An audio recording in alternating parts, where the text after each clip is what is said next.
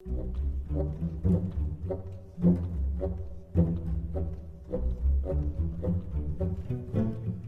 folks, Justin here. I wanted to just share some of my thoughts for over the 2017 Elder Scrolls Legends seasons. There were 12 seasons, and the game saw a lot of things happen. It was the first time we had new content. I started playing in May of 2016, and new content didn't drop until the Madhouse Collection in 2017. So in the last year, we have seen a huge change in both who's playing the game, how they're playing it, and in the cards we've seen. And I wanted to kind of just recap all of that and share some of my thoughts on it. So we'll start with, well, promotional, I guess, is where we find Madhouse. Let's see what happens when I search for Madhouse. There we go. So the Madhouse Collection was a small set of cards.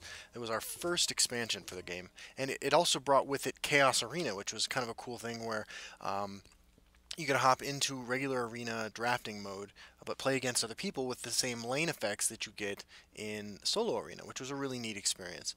And Madhouse brought with it a whole bunch of like build around kind of niche cards that people weren't immediately very keen on. They didn't see the power of them until they really started building around them, as opposed to just throwing them in the existing decks that people were playing. Back then, Action Assassin was a thing that people were playing a lot of. Control Mage was a popular deck.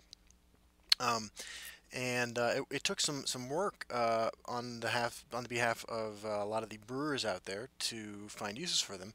And I just wanted to recap real quick what these cards did in the meta. So Orcs were a thing in closed beta, and then they kind of disappeared for a while. Stone Shard Orc is noteworthy to me because it's the first card that really inspired me to do some costume playing on the channel. When I put together Orcs with Stone Shard Orcs, it's probably the most obviously useful and powerful card in the Madhouse Collection, but it was a game changer. It gave Orcs some much needed removal and board control.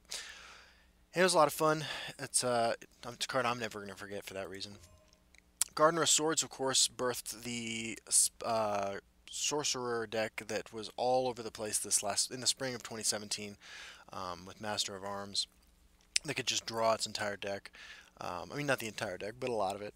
And is still a card that people look at as a way to fuel items decks. I think it's a really cool card and one that felt overpowered for a while. But the meta adapted as it has the entire, career of the game. But Gardener of Swords had a huge impact on the spring of 2017. Shivering Apothecary is kind of a fun card to play in Arena, but never saw much constructed play.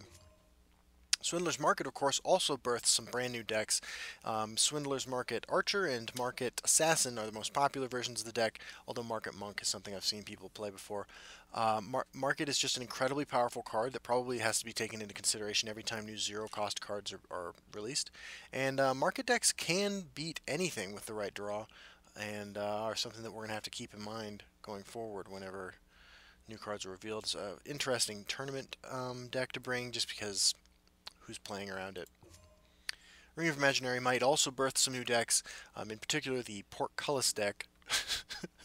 Portcullis being a 0/9 with Prophecy that for 5 that turns into an 11/11 when you slap a Ring of Imaginary Might on it. And it was a really cool card because it inspired people, the Johnnies, to build some goofball decks that weren't constructed viable, but were a lot of fun to play. And then in the neutral cards, we got a whole bunch of neat stuff. We have Illusory Mimic, which was part of a pretty popular mid-range scout deck in the spring of 2017. A mid-range scout deck that used a lot of keyworded creatures and dropped massive Illusory Mimics. If you got lucky, they had Ward, Charge, Drain, Guard, so on and so forth. Altar of Despair also helped fuel a whole bunch of decks. Altar Assassin, Altar Monk, two of the most popular, although the deck is now being used in Altar Mage decks combined with Conjuration Tutor, which is something, by the way, in case you were curious, I have videos of myself trying to do about 5 or 6 months ago. Or at least 4 or 5 months. Forsaken Champions, a card never really found a home, but Merchant's Camel and Close Call slotted nicely into a couple different combo decks, both the Wisp Mother combo with Relentless Raider and the Archer decks. Both these cards fit nicely into those. So that was the Madhouse Collection. That was released early in 2017. The next thing we had was the Fall of the Dark Brotherhood set, which brought with it our first story mode campaign and was a lot of fun, and also brought with it a lot of game-changing cards as well. In the spring, before the Dark Brotherhood came out, like I said, Control Mage was pretty popular. Um, and items decks. Item Sorcerer was huge at the same time too. Atromancer still cost 9, so that was really popular in those decks. What the biggest single change that Dark Brotherhood brought with it immediately was Unstoppable Rage, which at the time cost 7. Unstoppable Rage introduced Rage Archer decks, and to a lesser extent Rage Crusader decks, Rage Warrior decks to the meta, and they did a really good job of fighting against some of the really popular things going on at the time. Also, in the expansion came Quicksilver Crossbow, which helped fuel the Doomcrag decks, Doomcrag Warrior decks, as well as Lethal Archer later on in the game. And Underworld Vigilante is another hugely impactful card, being an additional form of reach for red decks that were looking for some more charge creatures. Protect the Innocence, one of the most ubiquitous cards from the set, and sees play in a lot of decks looking for Prophecies, Prophecy Battle Mage among them. And Garnag is, of course, the first card that limited players' max Magicka. In blue, we didn't see nearly as many impactful cards as we did in red. Stealer's Secrets is part of a one-turn kill combo with Mentor's Ring and charge creatures. But for the most part, it was Palace Conspirator that sees play in some item decks that made any impact here. Blood Sorceress was experimented with Wisp Mother, and I've seen Daggers in the Dark played from time to time as well as Corsairship, but none of these cards had the impact of the red cards. In yellow, we have a lot of cards that have seen some significant play. Knight of the Hour, of course, slotted nicely into existing Control Mage and Control Spellsword decks. Penedus Oculatus Agent is a tech card that I see more often than I ever thought I would. And Black Dragon, of course, is a 5/5 for 4. It has additional text, but the 5/5 for 4 part is why a lot of people run this. And of course, Marked Man is a card that's seen quite a bit of play since tokens decks regained their popularity in the mid to late parts of 2017. Chanter of Akatosh is also part of an interesting deck, usually Mage or Monk, that pulls out creatures with the Chanter on board and does some pretty neat stuff. In green, as far as cards that actually affected the meta goes, more of these affected it than did not. Astrid, Sanctuary Pet both see play in the Lethal Archer deck. Sanctuary Pet sees play in quite a few Monk decks as well, and I'm playing it in an Assassin deck right now. Brotherhood Slayer is all over the place. It replaced people who were running Black Sap Protector as the 3-drop Prophecy of Choice in green, switched to Brotherhood Slayer because of its ability to ramp you without playing Scout. And Eclipse Baroness is just the ultimate green control card, the bane of mages everywhere. When this card came out, right around the time that the expansion dropped in May or April or May, Control Monk took off in popularity for a few weeks before people really refined their Unstoppable Rage lists. Control Monk was all over the place because of Eclipse Baroness providing a lot more card advantage than Control Mage was capable of generating at the time. Brotherhood Sanctuary sees some niche play. Grand Ball never sees play, and Skooma Underboss has disappointingly never seen play. Over here we have some interesting cards. Dark Guardian, probably the card that's seen the most play out of all of these. Dark Guardian being a 5 toughness guard creature on turn 3 is huge for decks that were lacking in early game defensive options. The card's huge in Scout. One of the reasons that Scout works at all, or used to work at all, Dark Guardian, as well as being an interesting tool in more aggressive Warrior decks who are looking to draw cards from their opponent's prophecies. Bulkroot Defiler is part of some memes. Little Girl was experimented with quite a bit this last summer before kind of just dropping off the radar altogether. Cicero is again kind of a meme card. Wrath of Sithis is an interesting card that doesn't see hardly any play but is not unreasonable, and Gravesinger doesn't see play at all. And finally, we get to the neutral cards. There's a little bit of uproar this summer when this expansion came out because Knife to the Throat gave silence effects to all colors. Turns out that it doesn't matter at all. Flesh Sculpture was a card people complained about a whole lot because of the RNG element to it, but the cost involved was significant enough that nobody plays it. The Night Mother sees some play in some Warrior decks, some Mage decks. I mean, every class has ways of making the Night Mother work. And still sees play to this day. Shadow Mirror is kind of funny and sees play in some decks, particularly Doomcrag decks. Never really made a huge splash. And Gristlehide Dreg's a card that a lot of people got more excited about than it ever mattered. It saw some play when it first came out, but has never really been a contender. So this summer then, after Dark Brotherhood came out and Control Monk got real huge for a while, the meta sort of reacted by pushing Unstoppable Rage decks. Those got really popular, and the usual suspects were still around too, of course. But this is all pre Heroes of Skyrim, which did some really interesting things to the meta. When Heroes of Skyrim came out, the first thing that happened was everybody was playing Dragon Scout. Myself included. Like, I played it before the expansion came out on the beta test servers and released some videos of it, and we were all excited about playing dragons. I mean, let's take a look at the dragon and the dragon synergy cards in this expansion. Green in particular, Woodland Scout was a card that got a lot of feedback, positive and negative. People loved playing it, people hated playing against it. Serpentine Stalkers is actually the card I crafted first. Didn't see hardly any use, although I still think it's a solid card that just is outshined. And Shearpoint Dragon was sort of a sleeper. I don't think people were as big on this as it ended up being, and Dova the Voice sees no play. But Dragon Scout was everywhere. From Innkeeper Delphine, being all in, decks running Ancient Lookout as well. It ended up being a Skeletal Dragon, Spine of Elder's Blood, Shearpoint Dragon type of thing, alongside Scout decks. That was the first big deck that came out. And the omnipresence, if you will, of Scout, the return of Scout, the resurgence of Scout, which hadn't seen a whole lot of play since Histgrove was nerfed, from triggering immediately to triggering at the start of your turn.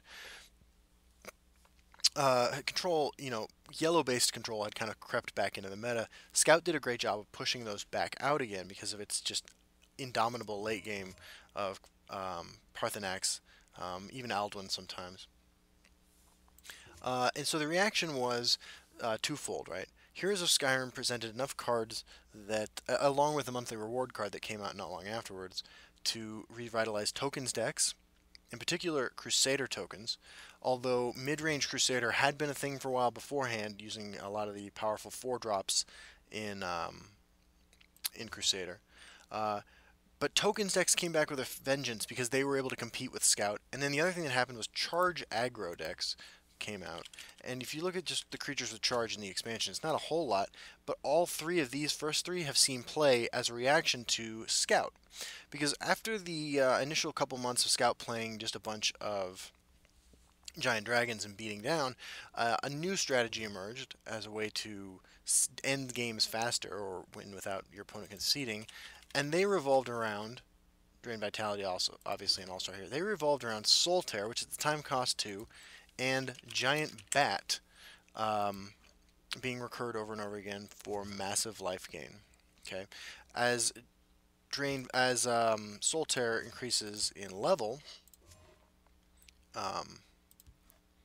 creature it brings back gets stronger and stronger until they're +5/+5, and this became such a viable strategy that people ended up beginning to run, just to make this strategy work, more Greybeard Mentors and Word Walls as ways to make sure that their reanimated creatures were absolutely massive. So this is going on back and forth as Scout rose in power, and Dex rose up to meet it, and then Scout rose up again with the new Reanimator version.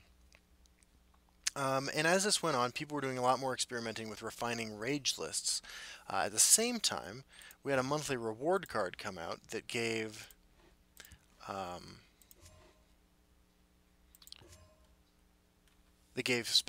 Crusader tokens a huge shot in the arm in the form of Ulfric's Housecarl, which at the time had 4 toughness. It was a way for decks to refill their hand after just vomiting their cards onto the board. And this sort of pushed aside the mid-range Crusader life gain deck that had been seeing a lot of success and replaced it with a more aggressive, more streamlined, leaner version that used Ulfric's Housecarl to just continue drawing cards. Other cards in Heroes of Skyrim that have made a huge impact, I would say, are, going through the colors, Circle Initiate is a card that most of us were pretty sure was going to be everywhere, and it was. Shieldbreaker got nerfed, doesn't see play anymore, but it did at 2 Magicka. Worth pointing out, too, that immediately after Heroes of Skyrim came out, a couple cards were nerfed. Those cards are Echo of Akatosh, used to, when you play it, give every creature in your deck a random keyword. Bringer of Nightmares used to cost 6, and Thief of Dreams used to be a 5/5 instead of a 4/4. All these cards were nerfed not long after the expansion dropped, because the first thing that happened, I forgot about this, the very first thing that happened when the expansion came out was Praetorian Commander gave everything +2/+2, and Praetorian Commander Mage mid-range Prophecy decks were everywhere. This turned out to be an incredibly powerful effect. Combined with the Echo of Akatosh, every creature in your deck got really powerful, and prophecies meant that you could beat down on just about anybody. You were running every prophecy you could conceivably run. They were getting keywords, +2/+2, and that happened first. So let me make sure I'm clear. That's the first thing that happened. Dragon Scout stuck around a little bit longer before becoming just Shout Scout with incidental dragons in it. But those were nerfed very quickly after the expansion came out. Other noteworthy cards. A lot of interesting blue cards, not a whole lot of meta-defining stuff. The support package that came out in Heroes of Skyrim didn't see play at first. The support mage archetype was one of the slower ones to come out of Heroes of Skyrim, but bolstered by College of Winterhold, Cauldron Keeper, and Elixir of Vitality, some of the Supports Matters cards from the base set saw a lot of play, and Support Mage ended up being the mage deck of choice, the control mage deck of choice, as the year started to wind on. Of course, you can't talk about Heroes of Skyrim without talking about the Shouts, all of them. The red one, which of course sees no play. The blue one, which sees no play. The yellow one, which sees a little play in some decks. Not every deck that could benefit from it runs it. Drain Vitality, which is everywhere, and Soul Tear, which is everywhere. Those cards were definitely impactful. There's a couple more I want to touch on. Cards that impacted the meta. Brynholf received a buff before. When Brynholf came out, he's a 4/4, saw no play. As a 4/5, he's seen a little bit more play. A whole lot of interesting build-around cards here as well. We got Werewolves, the Nord mechanic for warrior class cards and warrior cards that trigger when you break opposing runes. Didn't make a huge impact on the meta. East Empire Crafter, which is going to give it a small shout out for the impact that card has had on Pauper and Heroes of Skyrim only Gauntlet formats. But yeah, there was just a lot of interesting, interesting type cards. Not a whole lot of them had a huge impact on the meta, but the ones that did had an impact enough that they brought other cards with them. And that was the Heroes of Skyrim impact. So that's what happened in the meta as Heroes of Skyrim's season went on. We then had a 5-month break between new content besides the monthly reward cards before we got Clockwork City, which has done some fascinating things in the meta in the last month and 2 days or whatever since it's been out. Individually, these cards are an interesting mix, I guess, between Fall of the Dark Brotherhood high power level cards and Madhouse Collection sort of esoterically designed cards. Red probably has seen the least impacted cards, although Eldora the Daring is a totally reasonable and playable card in a lot of decks, and Ratway Prospector sees a little play. And Grappling Hook sees play in some warrior decks. But what this set gave us is a whole lot of just interesting new material, and also demonstrated what the colors could do that they hadn't done before, including giving effects like returning items and support from your discard pile to your hand in the form of Excavate. For the most part, brewing is still going on with this, but in the short term, since the recent nerfs to Scout again in the forms of Thorn Hist Mage, Hist Grove again, and Thieves Guild Recruit, we've seen a resurgence of Control Mage, not really utilizing a whole lot of these. We've seen Monk midrange and Spellsword midrange gain in popularity because of the power of Phalanx Exemplar and Clockwork Apostle. Rune Archaeologist, the Mechanical Heart, and Excavate have all gone nicely into Support Mage, which remains a strong deck. Barrow Stalker continues the trend of small guard creatures in purple being added to the game and having a huge impact, but the probably most interestingly impactful card long term is Hallowed Death Priest, which has immediately just been kind of shoved into a lot of purple decks. Maybe not at the level it should be, but this is the first pseudo discard effect in the game that turns the highest cost card in your opponent's creature card in your opponent's hand into a 2/2 mummy for 2. Hallowed Death Priest has seen a lot of play, and was definitely part of the dethroning of Scout, although it also has a huge impact in the mid-range versus Control Mage, Control Spellsword, Control Monk matchups as well. Or the, frankly, the Doomcrag Warrior or Rage Warrior mirrors. And Galen the Shelter is just a popular, powerful card. But and then finally, Clockwork City brought with it a whole ton of new neutral cards in the form of factotums, which buff all the other factotums in your deck when you play them, and some more Dwemer, as well as a neutral shout, which hasn't had a huge impact on the game, although the expansion is noteworthy for offering life gain in the form of Clockwork Dragon and Dragon Aspect to Battle Mage, which previously had very little access to it. But the impact is still being felt, but like I said, that's a brief overview of the year. On a personal note, I've had an absolute blast playing this year. When I talk about the popular decks or the big decks, that doesn't mean that that's all you can play, this past year, because I spent the entire year playing all sorts of ridiculous stuff. Everything from, these are older decks, Altar of Despair decks, to meme sorcerer decks, to ramp decks, to werewolf decks, to Wisp Market decks. It's been a great year for the game. In looking forward into 2018, I'm looking forward to an expanded competitive scene. I'm looking forward to more expansions. We've been told that expansions are going to happen more regularly than the 5 months that we had between Heroes of Skyrim and Return to Clockwork City. And I think we're going to get a lot of neat stuff out of the game this year, and I'm really looking forward to joining you all in that experience. If you have any ideas for what you're looking forward to next year, I'd love to hear about them in the comments. And if you have thoughts that I might have missed while kind of just rambling for 10-15 minutes or whatever it's been, please let me know as well. Thank you all very much, and I hope that 2018 is as fantastic as 2017 was. Bye-bye.